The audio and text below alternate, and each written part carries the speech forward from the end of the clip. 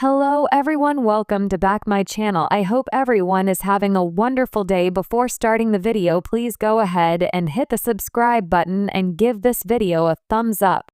A family in the spotlight.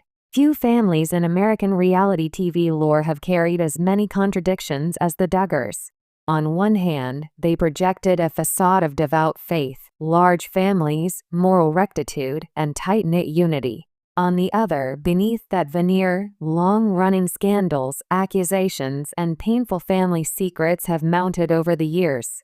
The Duggars' reality TV presence, especially via 19 Kids and Counting, exposed them to constant scrutiny, praise, and critique. Into that landscape steps Amy Duggar, now Amy Duggar King, a cousin of the immediate Duggar brood who was often cast in the role of the wild card or outsider in the family narrative. Over time, she has spoken more openly about her family's darker side, and her new memoir, Holy Disruptor, is her boldest statement yet. It promises to pierce the shiny facade and liberate suppressed truths. It is in this book that she makes one of her most dramatic claims, that her grandfather, Jimmy Lee Duggar, nearly killed her mother, Deanna Nay Duggar. The gravity of that allegation, if true, recontextualizes much of the family's dynamics, silences, and the intergenerational trauma Amy describes. It also demands rigorous scrutiny, empathy, and a willingness to grapple with uncomfortable truths. Let us dive into the details of that claim, the ripple effects it implies, how it fits within broader patterns of abuse disclosure, and what it might mean for survivors, families, and public reckoning. The claim, a chilling revelation. Amy Duggar's memoir Holy Disruptor, released October 14, 2025, recounts, among many other revelations, a terrifying incident in which her grandfather allegedly attacked her mother with lethal intent, as reported by multiple outlets. He grabbed her by the throat, carried her from the kitchen to his bed, and jumped on top of her. He wrapped his hands around her neck, lay on top of her so she was unable to move, and started strangling her.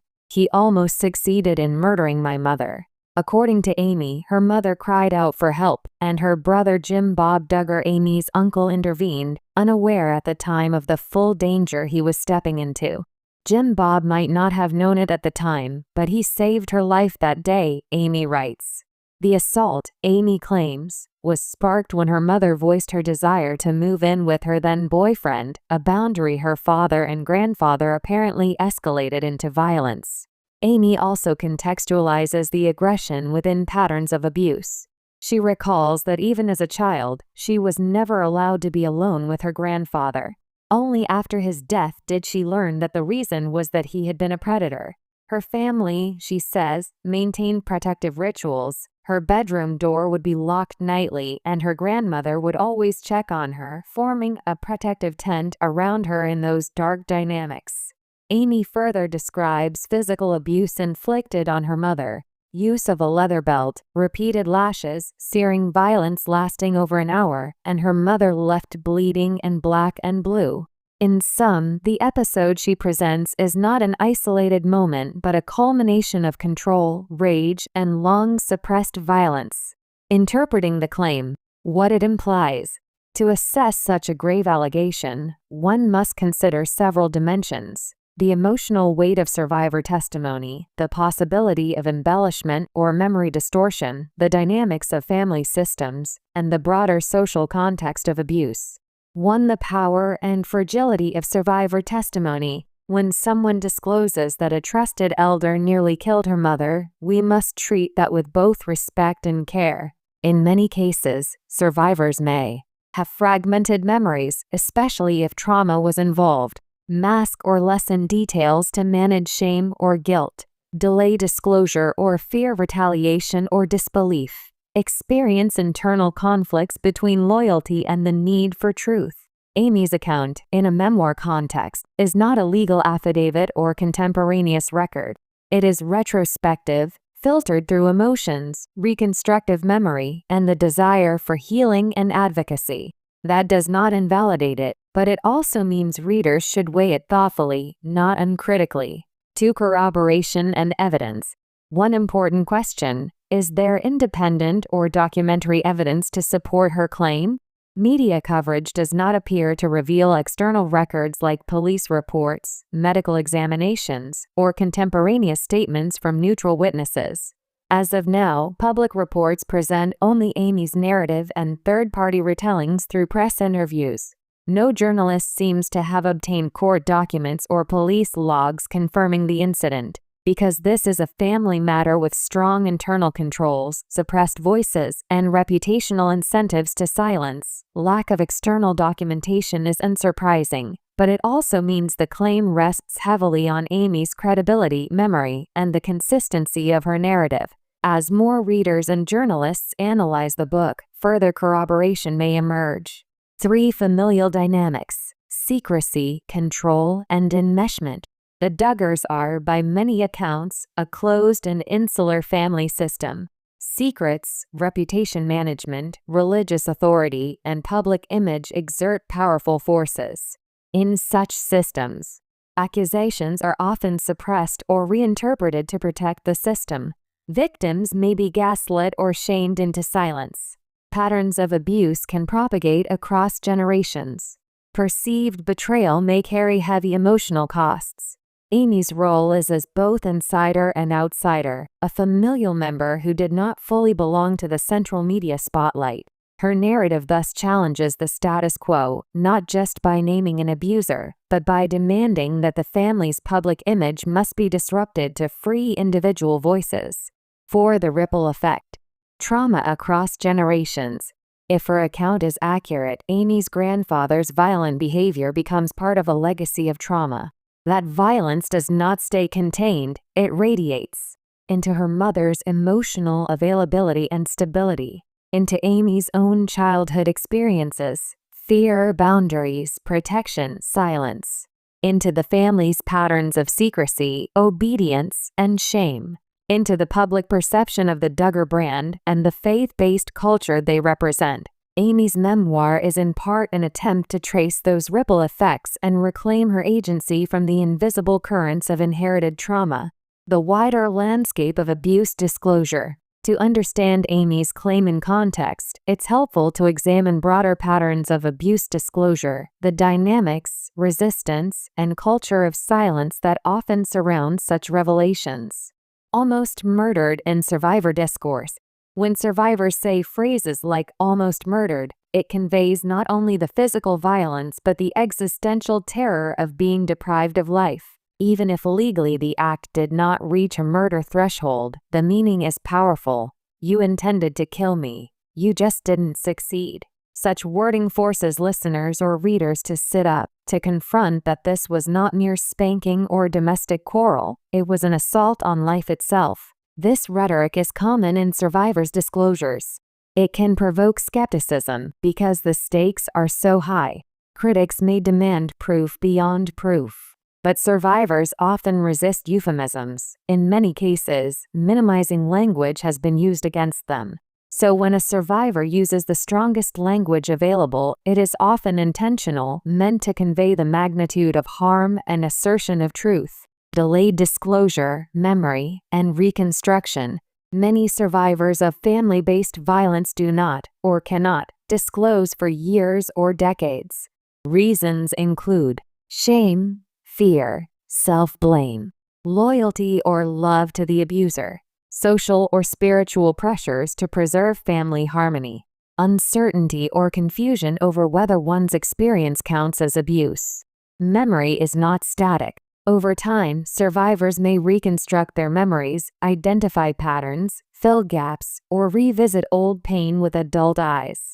What a child or young adult might have internalized differently may in later years crystallize into clearer narrative.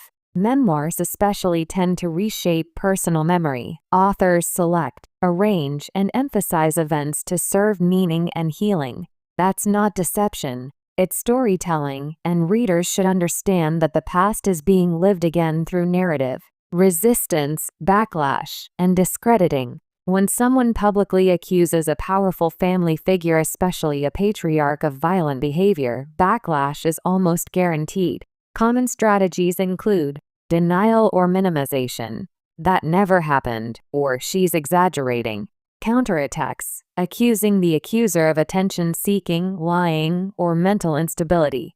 Discrediting character, pointing to other perceived flaws in the accuser's life to cast doubt. Silence or distancing, refusing to engage publicly, thereby maintaining ambiguity. Amy, already marginalized in the Duggar media narrative, may be particularly vulnerable to such backlash. But by placing her claim in a memoir, a relatively controlled space, she ensures she speaks first, in her own words, rather than letting rumor or denial shape the narrative. Spiritual belief, forgiveness, and accountability. In faith-based families, such as the Duggars, religious concepts like forgiveness, sin, and grace add extra complexity. Survivors may face spiritual pressure to forgive and forget, or to view the violence through theological lenses.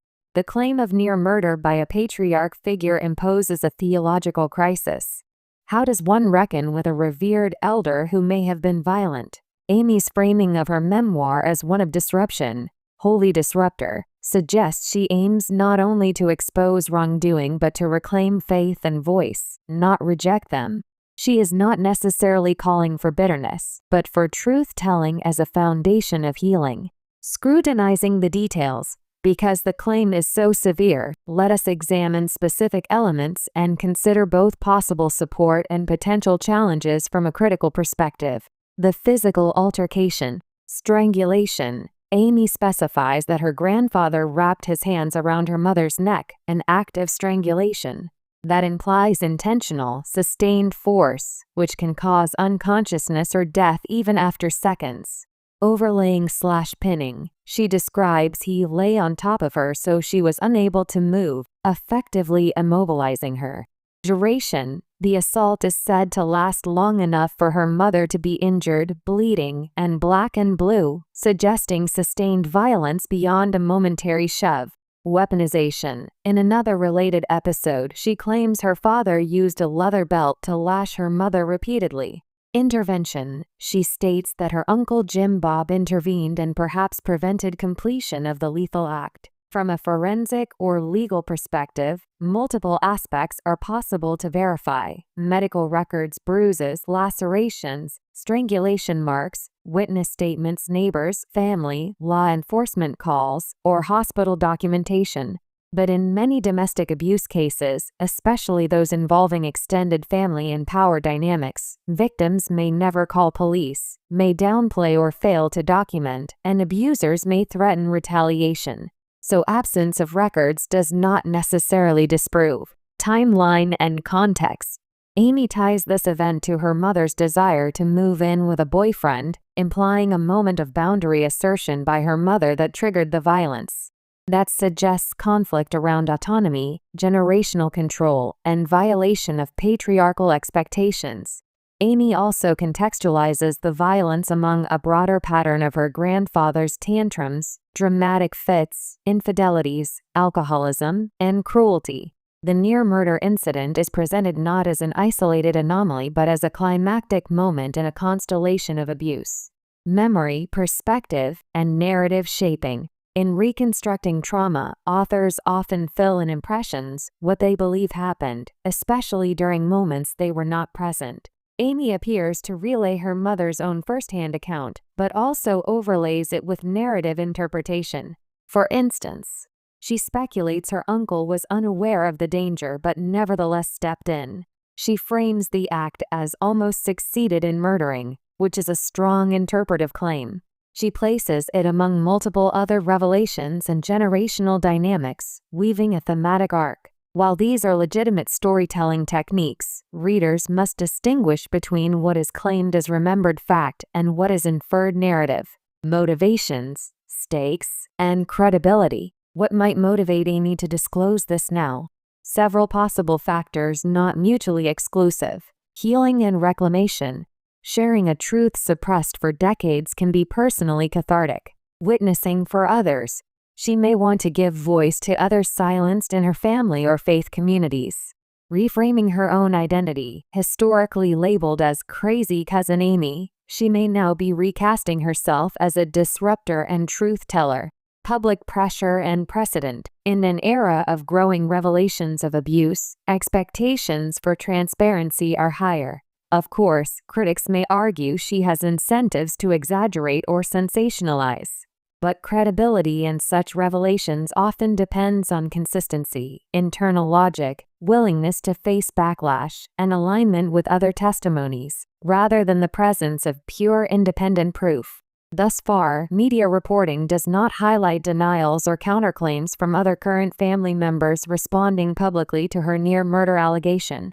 That may change as the book circulates and responses emerge. The human face. What it means for Deanna, Amy, and their legacy. Beyond the sensational, we must consider the human impact. What does this claim mean for those most intimately involved? For Deanna, Amy's mother, if her account is accurate, Deanna survived something unimaginably brutal. The psychological and physiological scars would be profound. Survivors of near-lethal domestic violence often carry post-traumatic stress, intrusive memories, hypervigilance, emotional numbing, health consequences such as neck injuries, strangulation trauma, vascular damage, complicated grief, shame, guilt, or denial, relational challenges, boundaries, trust, intimacy, spiritual struggles, especially in a deeply religious family. By telling this story, Amy is giving her mother a public voice, or at least a witness. Whether Deanna has endorsed, corroborated, or responded to the specific account in full public detail is not clear beyond what Amy reports. For Amy herself, Amy is staking much in making such a claim.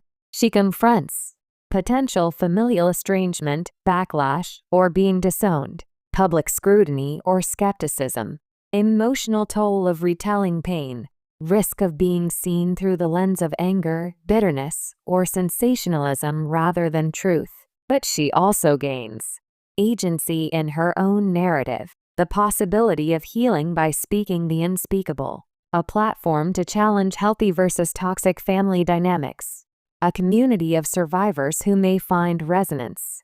For the Duggar/broader family legacy, this revelation doesn't merely rattle one person, it implicates a wider network. If even a single patriarch is revealed to have committed such an act, the moral and reputational foundation underlying family unity, religious authority, and public image becomes unstable. Some consequences may include families may be forced to reckon collectively with abuse, silence, and accountability.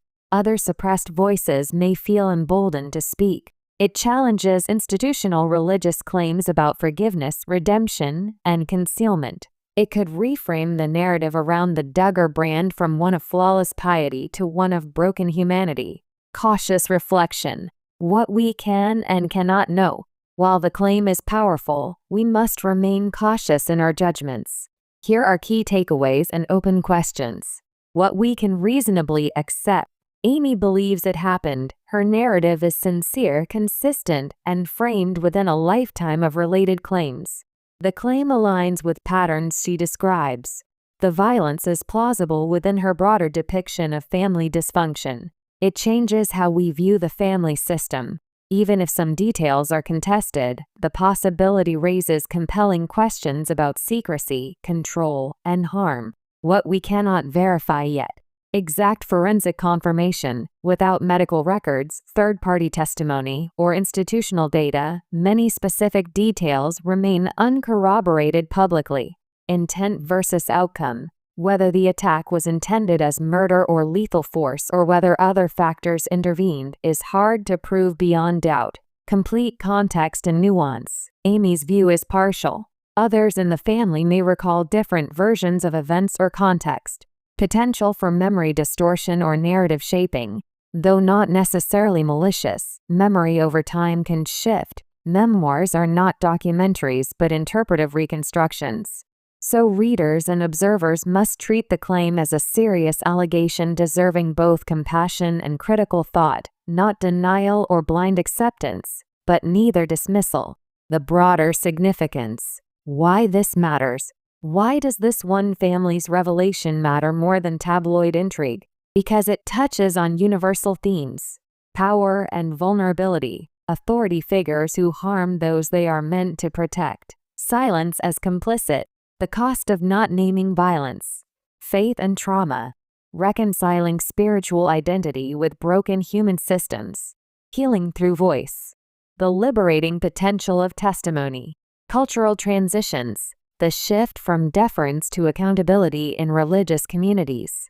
Amy Duggar's claim is not just about the Duggars, it participates in a larger cultural moment, survivors demanding that sacred name structures be dismantled when they cloak abuse, that legacies be questioned, that redemption not come at the price of silence. What to watch for, how the story unfolds. As Holy Disruptor enters public conversation, several developments will help deepen or challenge the claim. Official responses: we may see statements from other Duggar family members, from Deanna herself, or from executors of Jimmy Lee's estate. Corroborating evidence, letters, diaries, medical reports, third-person witnesses might surface. Legal or civil action: though the statute of limitations may limit litigation, family legal reactions or estate claims might arise. Secondary disclosures: other family insiders may confirm or refute related patterns of behavior. Public reception: how the memoir is reviewed, how media frames it, how religious communities respond will shape its impact. Concluding reflections: Amy Duggar's claim that her grandfather almost killed her mother is sensational, shocking, and if true, profoundly tragic. Whether every detail can be verified is secondary to the meaning such a claim holds in the lives of survivors. The assertion that they deserve to be heard, that harm must be named, and that the veneer of perfection must be broken for truth and healing to emerge. In an era when more survivors are finding public platforms, Amy's story is a reminder that disclosure is not just personal catharsis, it is an act of disruption. It challenges systems built on reputation, demands accountability across silence-laden institutions, and insists that the traumas of the past must be faced to prevent repetition. Whatever the ultimate factual adjudication of this particular claim, its presence in Holy Disruptor is a pivot point, a claim that says to the world, do not ignore what's hidden behind the shiny facade. It echoes beyond the Duggar name to any family or community in which the unspeakable has been kept in the dark.